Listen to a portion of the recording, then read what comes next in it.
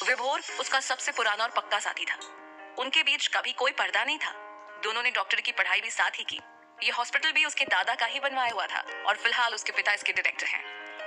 आज से 5 साल पहले उसने पहली बार आरजू को कॉलेज कॉरिडोर में देखा था, जब आरजू की तबीयत खराब हो गई थी और वो बेसुध गिर पड़ी। उस वक्त सोहम ने ही उसे फर्स्ट एड दिया था और उसे हॉस्पिटल ले गया था। होश में आने के बाद उसने अपनी आदत के हिसाब से आरजू को सुनाना शुरू कर दिया, लेकिन पहली बार किसी ने उसे इग्नोर किया और आरजू ने अपना फोन देखना शुरू कर दिया। उसे उसके बिहेवियर पे बहुत गुस्सा आया और उसने उससे फोन छीन लिया, लेकिन तब तक आरजू ने उसे चिपका दिया। पहली बार किसी ने उस पर, सोहम पर हाथ उठाया तो ये उसके ईगो को भड़काने की इंतहा थी। जैसे ही वो कुछ कहता, उधर से आरव की आवाज आई। उसे आइडिया आया। वैसे भी हमारे यहाँ लड़कियों को बाहर जाके पढ़ने और करियर बनाने के मौके कम ही मिलते हैं। उस पर से अगर किसी लड़की के बारे में किसी भी तरह की कोई कंप्लेंट घर पहुंच जाए तो उसने भी उसका फोन छीन के उसकी फैमिली से उसकी शिकायत लगा दी। उसके घर वाले सभी परेशान हो गए और हजारों नसीहतों के साथ अपना ख्याल न रखने के लिए सुनाने लगे। वो भी उनके गुस्से की आग में घी डालने का काम कर रहा था। तभी एक बार फिर से आरजू ने उसे चिपका दिया और खरी खोटी सुना के बाहर भगा दिया।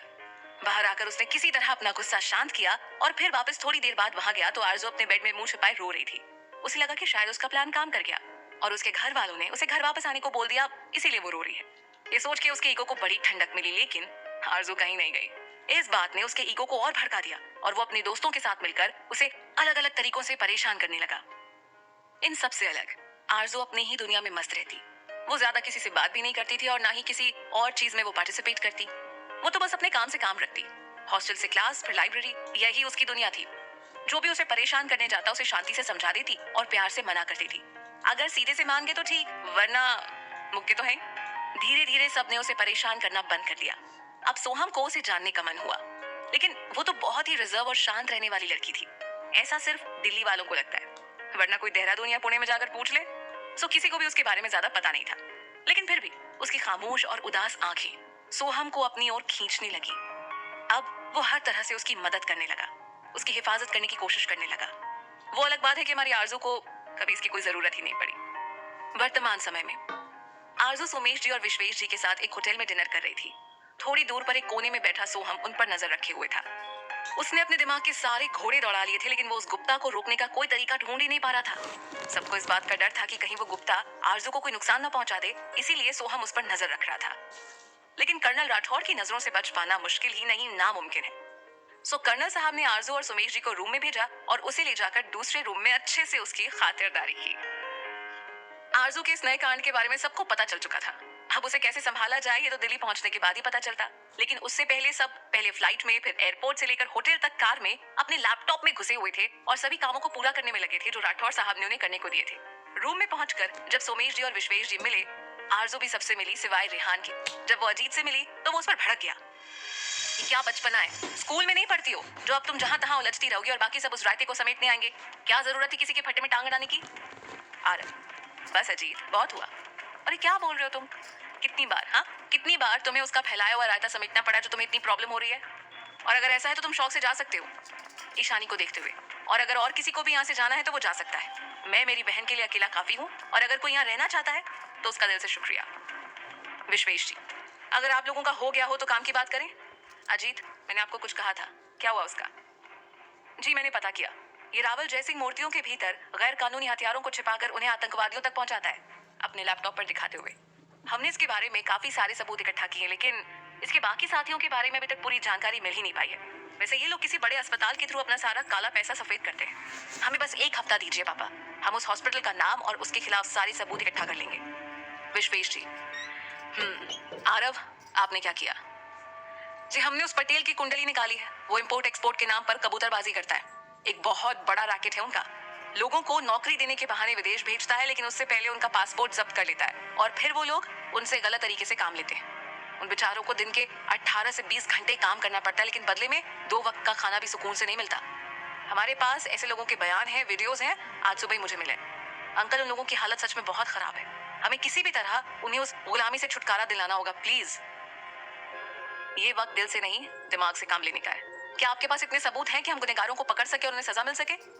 जी बिल्कुल, मेरे आदमी उनसे काम मांगने के नाम पर मिले भी। उन्होंने स्पाई कैमरा की मदद से सारी एक्टिविटीज रिकॉर्ड कर ली, और सबसे बड़ी बात, इस काम में गुप्ता भी पार्टनर है और हमारे पास उसके खिलाफ सबूत है। और हाँ, ये लोग अपना पैसा कुछ चैरिटी के थ्रू और कुछ स्क्रैप बिजनेस के थ्रू साफ करते हैं, लेकिन सॉरी, अब तक इसके बारे में हमारे पास पर्याप्त सबूत नहीं है। विश्वेश जी। ईशानी, आपने क्या किया? बड़े पापा, मैं वर्तिका गुप्ता पर नजर रख रही थी। वो उस ब्रजेश गुप्ता की बेटी है।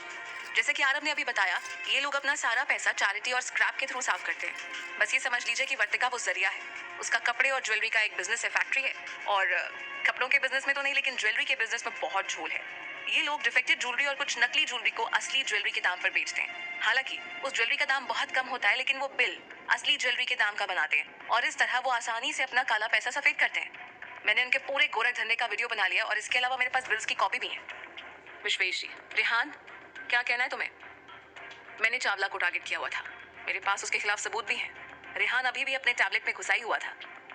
उसके इस बिहेवियर से सब हैरान थे। विश्वेश जी। आरजू जी। सच में ये लोग अपना पैसा साफ करने के लिए हॉस्पिटल का सहारा लेते हैं, क्योंकि इन सब संगठनों को कभी टैक्स नहीं भरना पड़ता, तो इनकम और उसका सोर्स बताने की जरूरत नहीं होती। लोगों का गलत इलाज और बेवजह के टेस्ट और इलाज के नाम पर ज्यादा पैसा इतना तो आम बात है। लेकिन इन सब के अलावा इन हॉस्पिटल्स में ऑर्गन ट्रैफिकिंग का काम होता है। ये लोग मरे हुए लोगों के अंदरूनी अंगों को बिना उनके परिवार की जानकारी के निकाल लेते हैं और फिर उसे विदेश में या किसी पैसे वाले जरूरतमंद को मोटी रकम के बदले देते हैं। और इसका मेन ठिकाना है IMS। मैंने सारे सबूत इकट्ठा कर लिए। विश्वेश जी। उस सोहम का कितना रोल है उस सब में? अब तक तो वो इन सबसे दूर है। फिलहाल ये सब उसके पिता और कुछ 2-4 डॉक्टर्स ही करते हैं। सुमेश जी।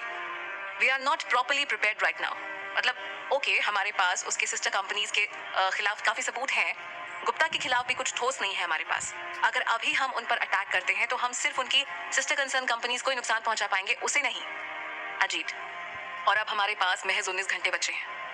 रेहान। 3 घंटे। 3 घंटे काफी हैं उनकी लंका में आग लगाने के लिए।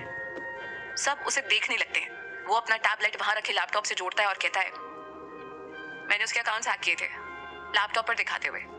इसने अपने सारे काले पैसे स्विस बैंक में रखे हैं। अगर मामा सा इजाजत दे तो मैं अभी के अभी ये सारा पैसा सरकारी खजाने में ट्रांसफर कर सकता हूँ। इसके अलावा इसके साथियों के खिलाफ तो सबूत हैं हमारे पास। मैंने IMS के कैमरास भी हैक किए हुए थे, जहां उसका बेटा लड़कियों से अक्सर छेड़खानी और जबरदस्ती करता था। काफी सारी लड़कियों को सिर्फ उसी वजह से अपनी पढ़ाई छोड़नी पड़ी थी। इन सब का वीडियो फुटेज है मेरे पास, तो हम एक साथ उन तीनों पर अटैक कर सकते हैं। पहला अटैक उसके पैसों पर, दूसरा उसके बिजनेस पर और तीसरा उसके बेटे पर। लेकिन हमें ये सब एक साथ करना होगा, वरना वो समझ जाएगा। सुमेश जी। लेकिन ये सब करोगे कैसे? मेरा मतलब है उसके पीछे काफी बड़े लोगों का हाथ है, यहाँ तक कि नेता भी उसके साथ है। वो जरूर ही आगे की इंक्वायरी के लिए मांग करेंगे, फिर IP एड्रेस के थ्रू हम तक पहुंच ही जाएंगे। आरजू ने बिना किसी भाव के कुछ कहा, जिससे बाकियों के चेहरे पर बड़ी सी स्माइल आ गई और सब उछलकर उसके गले लग जाते हैं। विश्वेश जी ने अपने सीनियर ऑफिसर से बात की और उन्हें जल्दी ही परमिशन मिल गई। अब सब निकल चुके थे गुप्ता की लंका जलाने। उधर ब्रजेश गुप्ता गुस्से में बैठा शराब के घूंट भर रहा था और अपने कुछ आदमियों से कल होने वाली मीटिंग की तैयारी करवा रहा था और कुछ और आदमियों से आरजू के बारे में जानकारी इकट्ठा कर रहा था।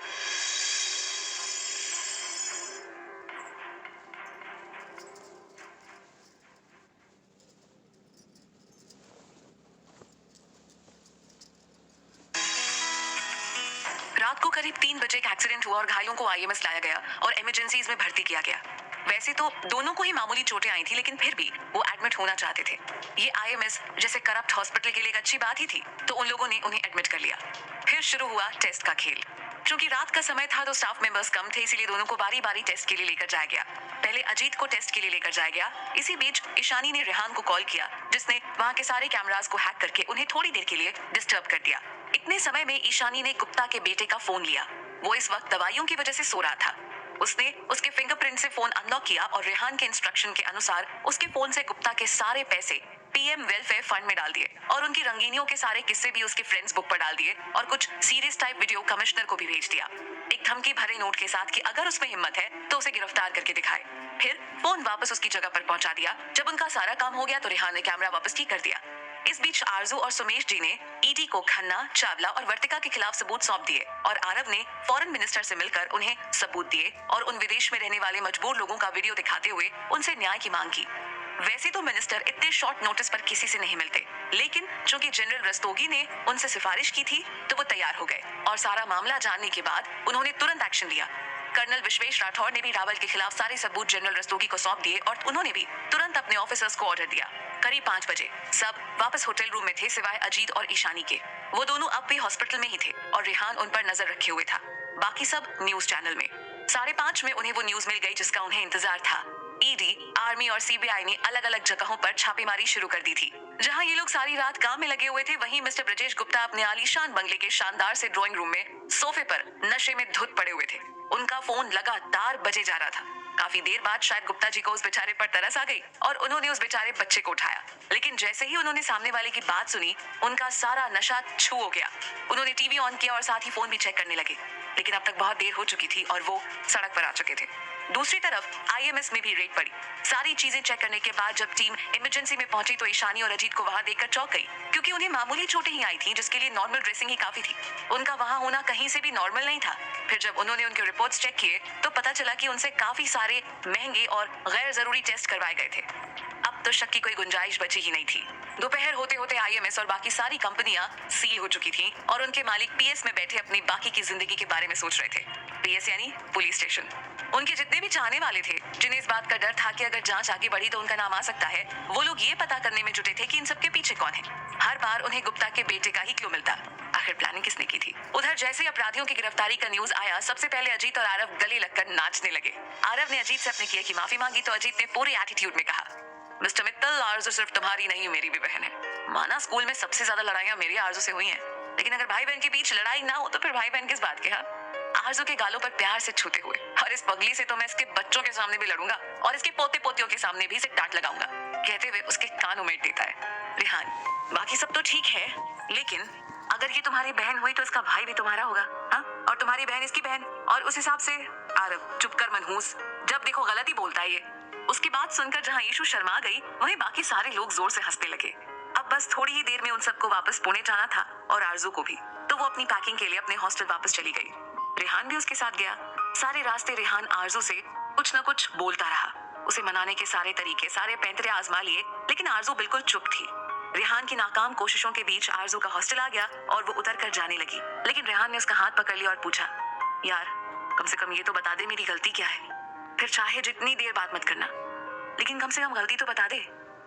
आरजू ने फिर भी कुछ नहीं कहा और अंदर जाने लगी। अच्छा सुन, मेरी फाइनली एक गर्लफ्रेंड बनी है, मिलेगी तुझसे? आरजू ने 2 सेकंड अपनी आंखें बंद करके खुद को कंट्रोल किया और उसके पास वापस आकर बोली, ये सब आप मुझे क्यों बता रहे हैं? होती ही कौन हूं मैं आपकी? बेस्टेस्ट फ्रेंड है तू मेरी। Oh really? आपको याद है कि मैं आपकी फ्रेंड भी हूँ? पिछले 5 सालों में मुझे तो ऐसा नहीं लगा। एंड बाय द वे, आपकी हिम्मत भी कैसे हुई ऐसी कोई शर्त लगाने की? और जब शर्त लगा ही लिया है तो जाओ ना, क्यों मेरे पीछे पीछे घूम रहे हो? जितनी मन करे उतनी बेस्ट फ्रेंड्स बनाओ और जितनी मन करे उतनी गर्लफ्रेंड्स। इतना कहकर आरजू वहां से चली गई और रेहान वहीं सड़क के किनारे बैठ गया, इससे बेखबर कि सोहम भी वहीं कुछ दूर खड़ा उन दोनों का झगड़ा देख रहा था। जांच एजेंसियों ने हॉस्पिटल को सील कर दिया था और कार्रवाई पूरी होने तक वहां किसी भी तरह की एजुकेशनल एक्टिविटी को बंद करने का नोटिस दे दिया गया। इसीलिए सब वापस अपने घर जाने की तैयारी में लगे हुए थे। सुबह में तो खन्ना हाउस में ये सब पता करने में लगे हुए थे कि ये सब कुछ हुआ कैसे।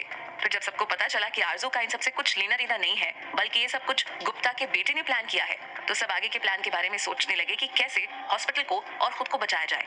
लेकिन इन सब से अलग सोहम ये सोच रहा था कि अगर आरजू वापस चली गई तो शायद वो फिर कभी उससे मिल नहीं पाएगा। इसीलिए उसने आज अपने दिल की बात उसे बताने का फैसला किया और हॉस्टल चला गया। जब वो वहां पहुंचा तो सबने उसे घेर लिया और उसे अलग अलग तरीके के सवाल पूछने लगे। उसे उन सवालों से चिढ़ भी हो रही थी और गुस्सा भी आ रहा था।